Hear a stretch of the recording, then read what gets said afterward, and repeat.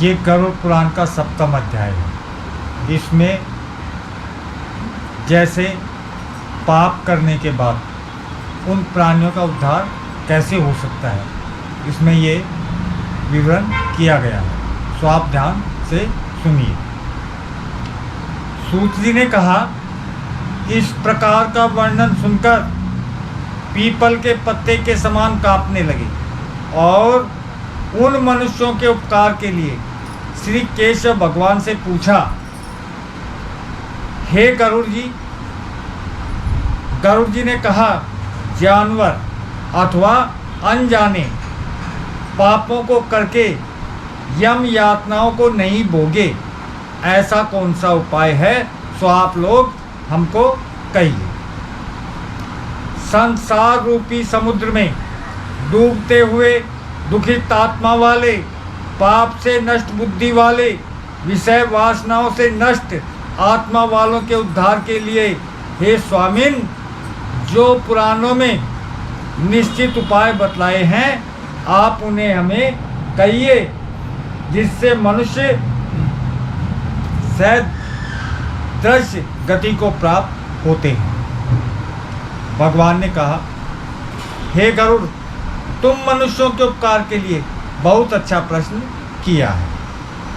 अब तुम सावधान चित्त होकर सुनिए, मैं तुमसे सब कहता हूँ। पुत्रहीन पापियों की दुर्गति कई है। हे खग, पुत्र वाले धर्मात्माओं की कभी दुर्गति नहीं होती है। जिनके पुत्र होते हैं उनकी दुर्गति कभी नहीं होती है। यदि किसी कर्म के विरोध से पुत्र नहीं उत्पन्न हो तो बुद्धिमान मनुष्य किसी उपाय से पुत्र उत्पन्न होने के लिए यत्न और साधन करे।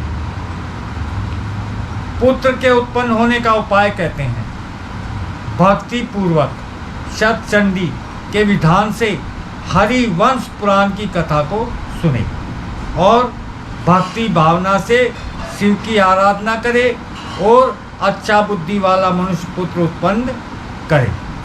जैसे गरुड़ पुराण है वैसे ही हरिवंश पुराण है, उसको सुने और शंकर भगवान की आराधना करे, निश्चित पुत्र होता है। पुत्र पुन्ना नामक नरक से पिता को बचाता है, इसलिए ब्रह्मा ने आप ही इसे पुत्र कहा है। एक भी धर्मात्मा पुत्र सब कुल को तार देता है और पुत्र सकल लोकों को जीत लेता है। यह सनातनी पद्धति है। इस उत्तम पुत्र का महात्म वेदों में कहा हुआ है।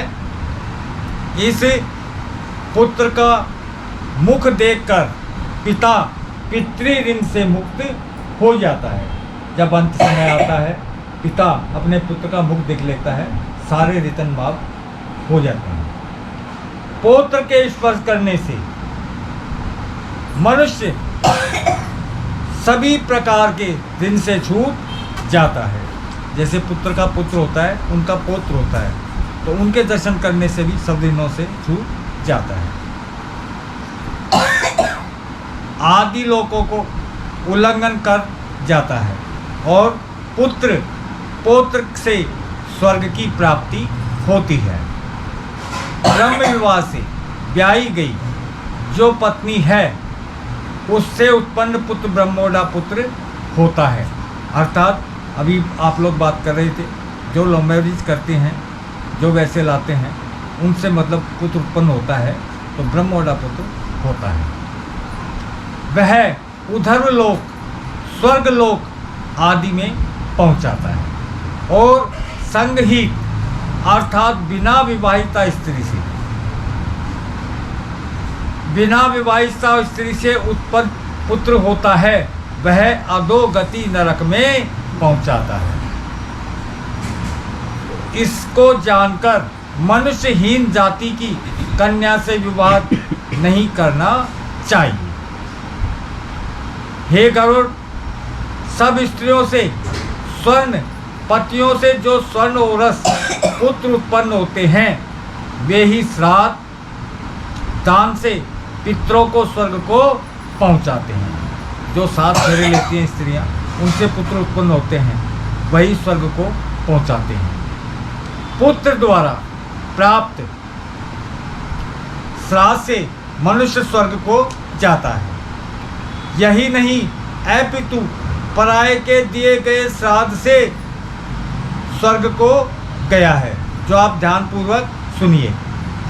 इस बात के दृष्टांत के लिए मैं परलौकिक दान के उत्तम महात्म का सूचन प्राचीन एक इतिहास आपको सुनाता हूँ, ध्यान से सुनिए। हे गरुड़, त्रेता युग में सुंदर महोदयपुर में महाबलवान, धर्म में निष्ठावान बब्रुवाहन नाम का राजा था। विधिवत यज्ञ करता, दान देता और लक्ष्मीवान, ब्राह्मणों का भगत, साधुओं का प्यारा और चरित्र, आचार्य तथा गुणों से युक्त और तथा दक्षिण युक्त से युक्त, धर्म से अपने औरस पुत्र के समान प्रजा का पालन करता था और दंड देने योग्य अपराधियों को दंड भी देता था। वह राजा नित्य ही क्षत्रियों के धर्म में तत्पर रहता था। किसी समय महाबलवान राजा सेना सहित शिकार के लिए गया और नाना प्रकार के वृक्षों से युक्त घने वन में प्रवेश कर गया। वह वन नाना प्रकार के पक्षियों से, जलचरों से भरा हुआ था। उसमें नाना प्रकार के पक्षी कलरव कर रहे थे। राजा ने वन में दूर से एक मृग को देखा। तब राजा ने अति तीक्ष्ण और अति पुष्ट बाण से उस मृग को बेंध दिया। वह मृग राजा के बाण को लेकर अदृश्य हो गया, अर्थात राजा को नहीं दिखा। रुधिर से गीले स्थल को देखते हुए उस राजा ने हिरण का पीछा किया। फिर उसी प्रसंग से दूसरे वन में वह राजा प्रवेश कर गया। भूख और प्यास से सूखे कंठ वाले और श्रम के संताप से अर्धमूर्छित होकर राजा ने जलाशय में पहुंचकर घोड़े समेत ही स्नान किया। कमल आदि के गंध से सुगंधित शीतल जल पिया। बाद में उस बब्रुवाहन नाम के राजा ने जल से बाहर निकलकर विश्राम किया। सामने शरीर छाया वाली बड़ी बड़ी शाखाओं से अति विस्तृत और नाना प्रकार के पक्षियों के समूह से गुंजित मनोहर एक वट वृक्ष को देखा। सबसे अधिक ऊंचा होने के कारण वह वट वृक्ष उस जंगल की बड़ी भारी पताका के समान प्रतीत होता था। उसी के मूल के समीप पहुंचकर राजा अनिद्रित हो गया। वहां उसने विश्राम किया। उस राजा ने क्षुधा तृषा से पीड़ित, व्याकुल इंद्रियों वाले, बिखरे बालों वाले और मैले कुचैले, अत्यंत भयानक, कुबड़े, लंबे और दुर्लभ एक प्रेत को वहां देखा। विकृत होकर प्रेत राक्षस को देखकर बब्रुवाहन बहुत विस्मित हुआ और प्रेत भी उस ओर वन में आए हुए उस राजा को देखकर चकित हुआ। वह प्रेत भी उत्कंठित मन से राजा के समीप आया और हे गरुड़, प्रेत राजा उस समय राजा से बोला कि हे राजन, आपके दर्शन रूपी मिलन से मैंने प्रेत भाव छोड़ा और परम गति को मैं प्राप्त हुआ।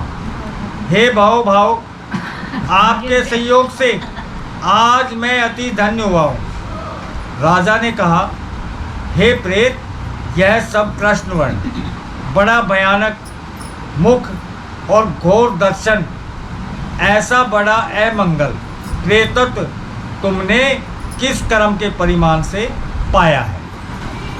हे तात, तुम मुझसे कहिए, इस प्रेतत्व का सब कारण क्या है? तुम कौन हो किस दान से तुम्हारा प्रेतत्व दूर होगा? प्रेत ने जवाब दिया कि हे राजा श्रेष्ठ, मैं तुमसे आदि से अंत तक सब कहता हूँ, और मेरे प्रेतत्व का कारण सुनकर तुम मुझ पर दया करने योग्य हो।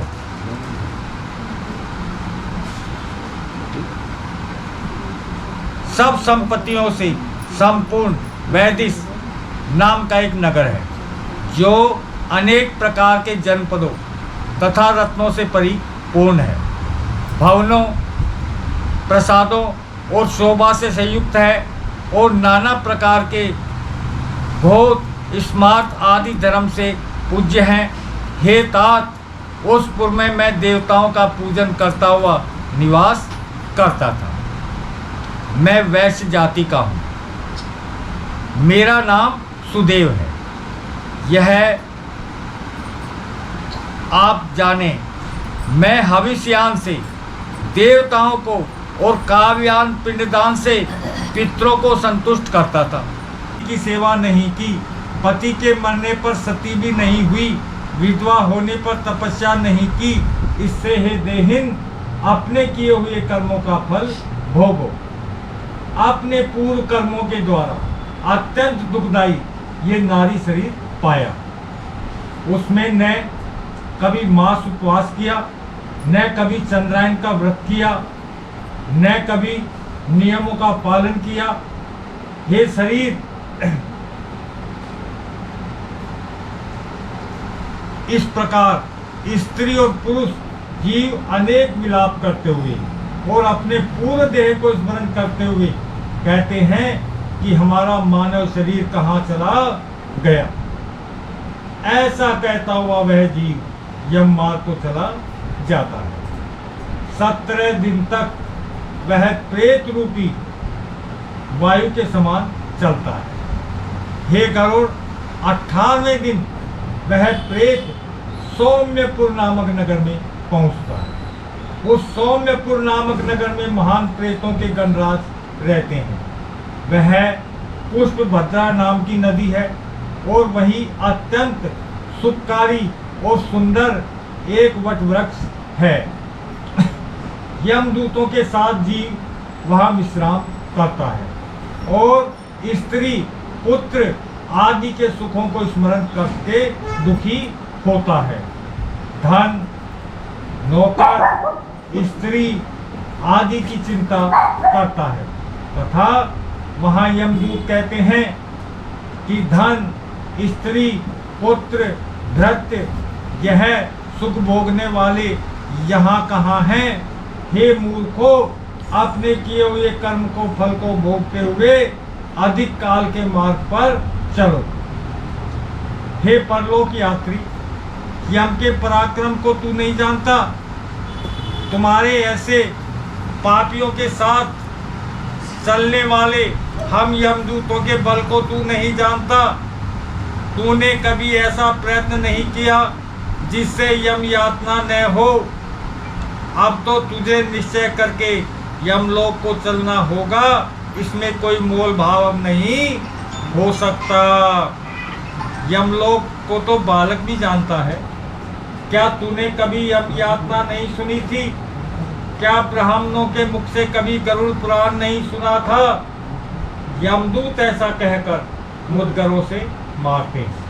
वह मूर्छित होकर गिर जाता है, उठता है, दौड़ता है। यमदूतों के फंदे से बलपूर्वक घसीटा जाता है। घर से 13वें दिन वह जीव चलता है। 18वें दिन सौम्यपुर नामक नगर में पहुंचता है। मतलब घर से निकलने के बाद उसको 5 रोज लग जाते हैं, फिर वो सौम्यपुर नामक नगर में पहुंचता है। वहां पहुंचकर स्नेह अथवा श्रद्धा पूर्वक पुत्र पौत्रों के द्वारा दिए गए मासिक श्राद्ध का भोजन करता है। फिर सौरीपुर को गमन करता है। सौरीपुर में यम के स्वरूप को धारण करने वाले जंगम नाम का राजा रहता है। उसको देखकर वह भयभीत हो जाता है और वही विश्राम करता है। उस नगर में पहुंचकर त्रिपादिक अर्थात तीसरे महीने में दिए गए श्राद्ध व अन्न जल को भोजन करता है और उस नगर को पार करता है। इसके बाद वह प्रेत शीघ्रता से नगेंद्र भवन पहुंच जाता है। वहां अत्यंत भयानक वन है। उसे देखकर वह दुखी होता है, रोता है, चिल्लाता है। निर्दयी यमदूत उसको बारंबार खींचते रहते हैं और घसीटते हुए ले जाते हैं। उस वन को वह प्रेत 2 महीने में पार करता है। वहीं धार वालों द्वारा दिए गए श्राद्ध में दिए गए अन्न जल वस्त्र आदि को खा पहनकर फिर उन्हीं यमदूतों के साथ आगे को चल देता है। तीसरे महीने में अर्थात अपन तीसरे महीने में जो श्राद्ध निकालते हैं वह प्रेत गंधर्व पतनपुर नामक नगर में पहुंचकर परिवार वालों के द्वारा दिए गए श्राद्ध का भोजन करके आगे को चल देता है। चौथे महीने में शैलपुर नामक नगर में पहुंचता है। वहां पत्थरों की वर्षा से अत्यंत पीड़ित होता है। वहां चौथे महीने में दिए गए पिंड को खाकर कुछ सुखी होता है। फिर वही जीव 5वें महीने में क्रौंचपुर में पहुंचता है। वह 5वां महीना में दिए गए श्राद्ध आदि को खाकर क्रूरपुर में पहुंच जाता है, जहां अत्यंत निर्दय प्राणी रहते हैं। 5.5 महीने में दिए हुए अन्न और जल को खाकर वहां ठहरता है। आधे मुहूर्त तक ठहरकर यमदूतों के साथ आगे को चल देता है।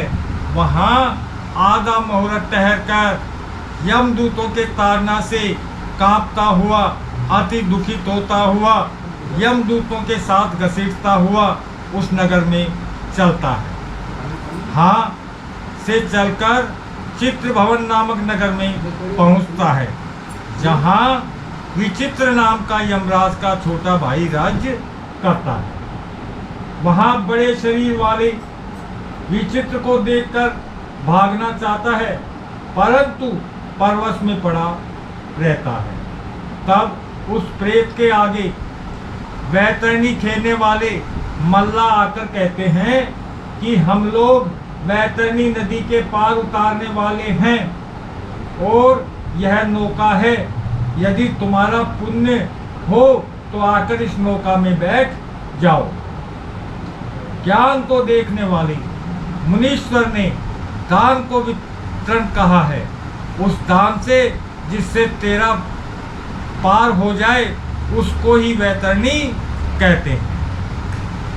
केवट उस प्रेत से कहते हैं कि जो तूने अगर गौ दान दिया है तो नौका से पार जा सकता है, अन्यथा नहीं। इसलिए मनुष्य को जीवन में गौदान अवश्य करना चाहिए। उनके वचन को सुनकर वह प्रेत केवल हाँ देव कहता है और वह नदी उकलने लगती है। उस उकलती हुई नदी को देखकर यमदूत उस नदी में पापी को छोड़ना चाहते हैं। वह जीव बहुत चिल्लाता है, बहुत रोता है। जिस पापी ने दान नहीं दिया है वह उस नदी में डूब जाता है। तब आकाश में चलने वाले यमदूत उस प्रेत के मुख से कटियां फंसाकर मछली की तरह घसीटकर उस जीव को नदी के उस पार पहुंचाते हैं। नदी के पार पहुंचाकर 6ठे महीने में दत्त श्राद्ध आदि को खाकर आगे को चल देता है। फिर भूख प्यास से व्याकुल होकर मार्ग में अत्यंत विलाप करता हुआ, रोता हुआ चला जाता है। 7वें महीने में बाहरी पद नामक नगर में पहुंचता है। वहां पुत्रों के द्वारा 7वें महीने के दिए गए श्राद्ध अन्न को खाकर तृप्त होता है। हे पक्षियों के राजा गरुड़ जी उस नगर को पार कर दुखदपुर में पहुंचता है। वहाँ आकाश मार्ग से चलता हुआ उनको अनेकों प्रकार के दुखों को भोगता हुआ रोता है, चिल्लाता है। वहीं पर 8वें महीने के श्राद्ध में दिए हुए अन्न व जल आदि को भोजन करके आगे को चल देता है। 9वें महीने में संपूर्ण होते ही नाना क्रंदपुर नगर को जाता है। वहाँ नाना क्रंदपुर गणों को देखकर अत्यंत दुखी होता है और व्याकुल होता है, चिल्लाता है।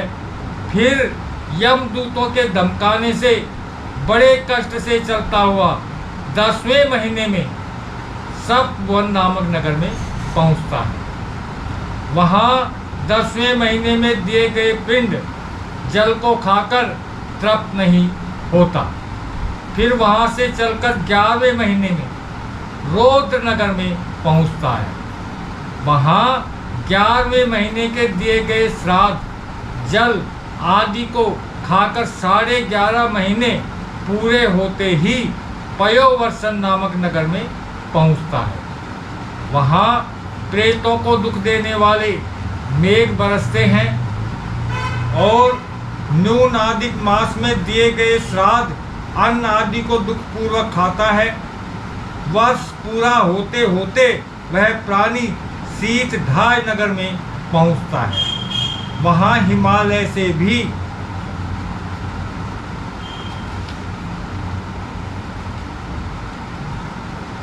अधिक शीत पड़ता है और शीत और भूख से प्रेरित होकर वह जीव 10 दिशाओं को देखता है कि क्या यहाँ कोई मेरा बंधु है जो हमारे इस दुख को मिटावेगा। तब उस जीव से यमदूत कहते हैं कि तेरा ऐसा पुण्य कहाँ है जिस पुण्य के बल से तू इस दुख से छुटकारा पा सकता है। यमदूतों के ऐसे वचन को सुनकर जीव पीड़ित होकर जीव वार्षिक श्राद्ध में दिए गए पिंड को खाकर धैर्य धारण करता है। वर्ष के अंत में यमलोक के समीप पहुंचकर बहुभीति में पहुंचकर पहले के मिले हाथ भर के शरीर का त्याग कर देता है और कर्मों के फल भोगने के लिए अंगुष्ठ मात्र का यातना शरीर पाकर यमदूतों के साथ आगे को चलता है। हे कश्यप, जिन्होंने मरने के समय अधर्म देहिक दान नहीं दिया है, धर्म संचय नहीं किया है, वे इस काल नरक को जाते हैं।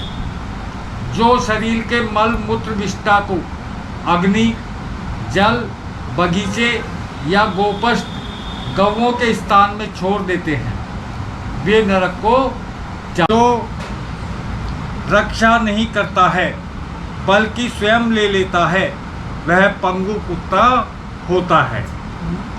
ब्राह्मण की जीविका करने से लाख गऊ देने का पुण्य प्राप्त होता है और ब्राह्मण की जीविका हर लेने से मरकट, कुत्ता और बंदर होता है। हे गरुड़, उपयुक्त कहे हुए ये सब चिन्ह और योनियां अपने अपने कर्मों के द्वारा प्राप्त होती हैं जो देहधारियों में दिखाई देती हैं। इस प्रकार बुरे कर्म के करने वाले नरकों की यातना भोगकर शेष पापों से उपयुक्त योनियों में जन्म लेते हैं।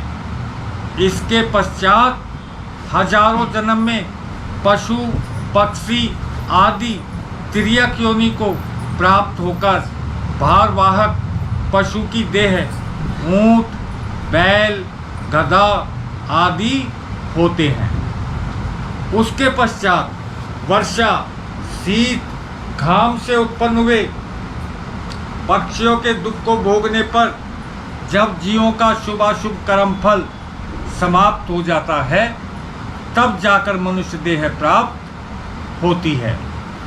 वह जीव स्त्री पुरुष के प्रसंग से गर्भ में जीव होकर क्रम से बढ़ता हुआ और गर्भ से